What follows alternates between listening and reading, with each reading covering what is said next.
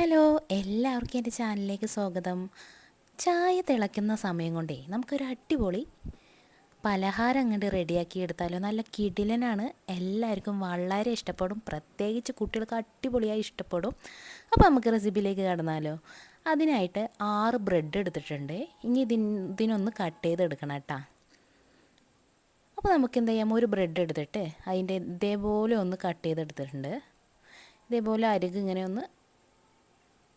ഒന്ന് മുറിച്ചെടുത്തിട്ടുണ്ട് രണ്ട് സൈഡും. അപ്പോൾ നമുക്ക് ഇതേപോലൊരു പീസ് കിട്ടും. അപ്പോൾ നല്ല വൃത്തിയിൽ കിട്ടാനാണ് ഇങ്ങനെ ചെയ്യണത്.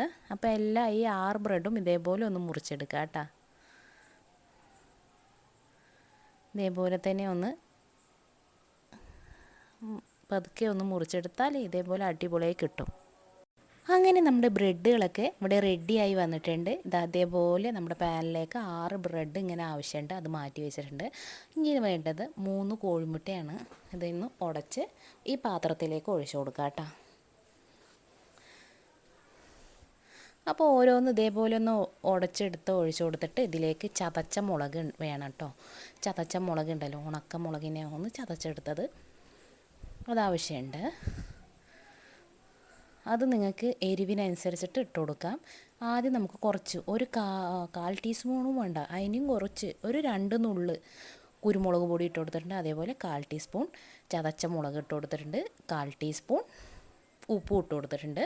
നിങ്ങൾക്ക് കുറച്ച് നിങ്ങളുടെ ആവശ്യത്തിനുള്ള ഉപ്പും എരിവൊക്കെ ഇട്ട് കൊടുക്കുക കേട്ടോ. ഇനി ഇതൊന്ന് നന്നായി ഒന്ന് മിക്സ് ചെയ്തതിന് ശേഷം നമുക്കിതൊന്ന് മാറ്റി വയ്ക്കാം. നന്നായി ഒന്ന് മിക്സ് ചെയ്തിട്ടുണ്ട്. പിന്നെ ഒരു ഐറ്റം കൂടി ഉണ്ട്, അത് പാലാണ്. 1 ടേബിൾ സ്പൂൺ പാൽ കൂടി ഇതിലേക്കൊന്ന് ഒഴിച്ചു കൊടുക്കാം. 1 ടേബിൾ സ്പൂൺ പാൽ ഒഴിച്ചു കൊടുത്തിട്ടുണ്ട്. ഇനി ഇതൊന്ന് നന്നായി ഒന്ന് യോജിപ്പിച്ചെടുക്കാം കേട്ടോ.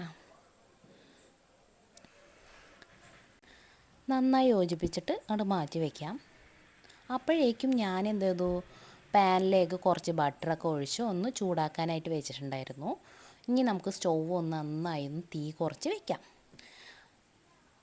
ചൂടൊക്കെ ഒന്ന് ചെറുതായി ഒന്ന് ആറി വന്ന് ഒന്ന് ലൈറ്റായി ചൂടായി വരുമ്പോൾ നമുക്ക് ഈ ബ്രെഡ് ഉണ്ടല്ലോ ഇതേപോലെ ഒന്ന് വെച്ച് കൊടുക്കാം. ഇതൊന്ന് ചെറുതായി ഒന്ന് മൊരിഞ്ഞ് വരുമ്പോൾ നമുക്ക് ഈ മുട്ടൻ്റെ മിക്സ് ഇതിലേക്ക് ഒഴിച്ചു കൊടുക്കാം കേട്ടോ.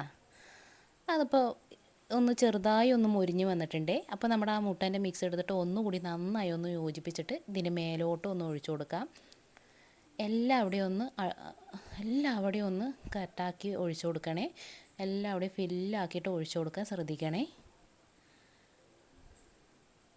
അപ്പോൾ എല്ലാവിടെയും ഒന്ന് നന്നായി ഒന്ന് യോജിപ്പിച്ചെടുത്തിട്ടുണ്ട്. എല്ലാവിടെയും ആവുന്ന പോലെ ഒന്ന് ഒഴിച്ചും കൊടുത്തിട്ട് നമുക്കിതൊന്ന് അടച്ച് വെച്ചിട്ട് ഒന്ന് വേവിച്ചെടുക്കാം. അപ്പോൾ ഇപ്പോഴും തീ കുറച്ചിട്ട് തന്നെയായിരുന്നേ. അപ്പോൾ തീ കുറച്ചിട്ട് വേവിച്ചെടുത്തിട്ടുണ്ട്. അപ്പോൾ ഇത് റെഡി ആയിട്ടുണ്ട്. ഇനി ഒരു പ്ലേറ്റിലോട്ട് ഇത് മെല്ലെ ഒന്ന് ഇതേപോലെ ഒന്ന് ഇട്ട് കൊടുക്കാം. നിങ്ങൾക്ക് വേണമെങ്കിൽ ചട്ടകം കൊണ്ട് മറിച്ചിടാം. ചട്ടകം കൊണ്ട് മറിച്ചിടുമ്പോൾ ഇത് പൊട്ടിപ്പോകാൻ കൂടുതലാണ്. അപ്പോൾ ഇതേപോലെ ഒരു പാത്രത്തിലാക്കിയിട്ട് പെട്ടെന്ന് തന്നെ കിട്ടും. ഇനി നമുക്കിതിലേക്ക് പിസ്സ സോസ് ഒഴിച്ചു കൊടുക്കാം. ഇതേപോലെ പിസ്സ സോസ് ആകുമ്പോൾ നല്ല ടേസ്റ്റാണ്. അതേപോലെ തന്നെ കുട്ടികൾക്കും നല്ല ഇഷ്ടമാണ്. പിസ്സ സോസ് ഇല്ലെങ്കിൽ നിങ്ങൾക്ക് വേണമെങ്കിൽ തക്കാളി സോസ് വേണമെങ്കിൽ ഒഴിച്ചു കൊടുക്കാം. അതിൽ കുറച്ച് ഒരു നുള്ളു മുളക് പൊടി ചേർത്തിട്ട് ഒന്ന് ആക്കി കൊടുത്താൽ ഒരു ടേസ്റ്റ് ഉണ്ടാവും. പക്ഷേ പിസ്സ സോസ് പോലെ ആവില്ല കേട്ടോ. അപ്പോൾ മാക്സിമം പിസ്സ സോസ് തന്നെ ഒഴിച്ചു കൊടുക്കാം. ഇങ്ങനത്തെ നമുക്ക് ഇതേപോലെ ഒന്ന് എല്ലാവിടെയും ഒന്ന് പുരട്ടി കൊടുക്കാം. എന്നിട്ട് നമുക്ക് ഇനി അടുത്ത് വേണ്ടത് മൊസറല്ല ചീസാണേ. അത് ഇതേപോലെ ഇത്തിരി അധികം തന്നെ ഇട്ട് കൊടുക്കാം. അപ്പോൾ 2 പ്രാവശ്യമായിട്ട് ഇട്ട് കൊടുക്കേണ്ട ആവശ്യമുണ്ട്. അപ്പോൾ ഇതേപോലെ ഒന്ന് ചീകി റെഡിയാക്കി വയ്ക്കാം. എന്നിട്ട് ഈ ഇതിൻ്റെ മേലോട്ട് ഇതേപോലെ അരികിലും നടുക്കയും ഒക്കെ നന്നായി ഒന്ന് ഇട്ട് കൊടുക്കാം കേട്ടോ. അപ്പോൾ എല്ലാവിടെയും ആക്കിയിട്ടുണ്ട്. ഇനി നമുക്കിതിലേക്ക് വെജിറ്റബിൾ വേണം. അപ്പോൾ ഇതിലേക്ക് ചെറിയൊരു സവാളൻ്റെ പകുതി ചെറുതായി നൈസായി അരിഞ്ഞതാണ്, അത് ഇട്ട് കൊടുത്തിട്ടുണ്ട്. അതേപോലെ തന്നെ ക്യാരറ്റ് ഒത്തിരി വലുപ്പം ഉണ്ടെങ്കിൽ അതിൻ്റെ ഒരു 1/4 ഭാഗം മാത്രം മതിയാകും, അത് ഇതിലേക്ക് ഇട്ട് കൊടുത്തിട്ടുണ്ട്. ഇനി വേണ്ടത് ക്യാപ്സിക്കത്തിൻ്റെ 1/4 ഭാഗം തന്നെ ഇട്ട് കൊടുത്തിട്ടുള്ളൂ കേട്ടോ ഞാൻ. അപ്പോൾ അതിന് മേലോട്ട് ഇതേപോലെ ആക്കിയിട്ടുണ്ട്.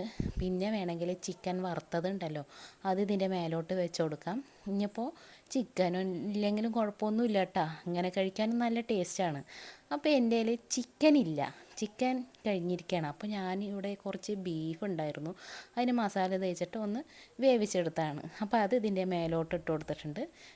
ചിക്കൻ വറുത്തത് നല്ല അടിപൊളി ടേസ്റ്റാണ്. അപ്പോൾ ചിക്കൻ ഇല്ലാത്തതുകൊണ്ട് ഇത് വെച്ച് കൊടുത്താണ് കേട്ടോ. ഇനി ഇതിൻ്റെ മേലോട്ട് നമ്മുടെ ബീഫൊക്കെ വെച്ച് കൊടുത്തതിന് ശേഷം ഇതിൻ്റെ മേലോട്ട് നമുക്ക് മുസറല്ല ചീസ് ഇട്ട് കൊടുക്കാം. അങ്ങനെ ഇനി ഇതിൻ്റെ മേലോട്ട് ബാക്കി മുസറല്ല ചീസ് കൂടി ഇത്തിരി അധികം തന്നെ ഇതിൻ്റെ മേലോട്ട് അങ്ങോട്ട് ഇട്ട് കൊടുക്കാം. അപ്പോൾ ഇതൊക്കെ ഇതാണ്. ഇനി നമുക്ക് എന്താ ചെയ്യാന്ന് പറഞ്ഞോ, ഇതിന് മേലോട്ട് മുളക് ചതച്ചത് ഉണ്ടല്ലോ, ഉണക്കമുളക് ചതച്ചത്, ആ കൂടി ഒന്ന് ചെറുതായി ഒന്ന് വിതറി കൊടുക്കുക. കുട്ടികൾക്ക് അതിന് അത്രയ്ക്ക് എരിവ് വേണ്ടെങ്കിൽ അത് ഒഴിവാക്കാം കേട്ടോ.